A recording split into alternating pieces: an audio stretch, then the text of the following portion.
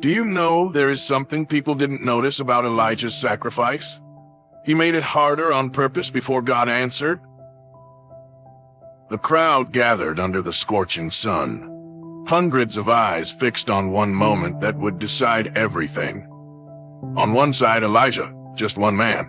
On the other side, 450 prophets of Baal, loud, confident, and sure they would win. Elijah stepped forward and said, "How long will you keep wavering?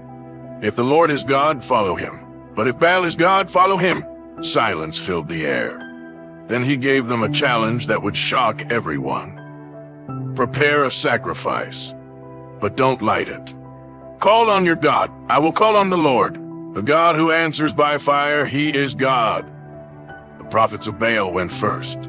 They shouted from morning till noon, "Baal, answer us!" Nothing. They danced wildly, screamed louder, even cut themselves hoping their God would respond. Still, nothing, not a voice, not a spark, not even a sign. Then Elijah stepped forward.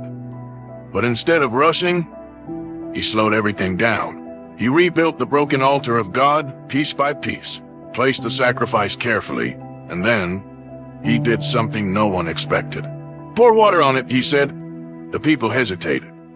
Water on firewood? But they obeyed. Once, twice. Then Elijah said again, "Do it a third time." Now everything was soaked.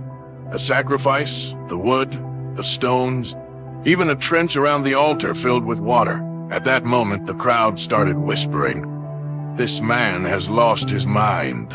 There's no way this can burn." And that's what they didn't notice. Elijah wasn't trying to make it easier for God. He was making it impossible for man. Then Elijah stepped forward quietly. No shouting, no performance. Just a simple prayer.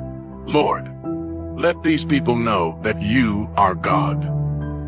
Instantly, fire fell from heaven. It didn't struggle, it didn't delay. It consumed everything, the sacrifice, the wood, the stones, even the water in the trench. The impossible was gone in seconds. But the crowd fell flat on their faces. "The Lord, he is God!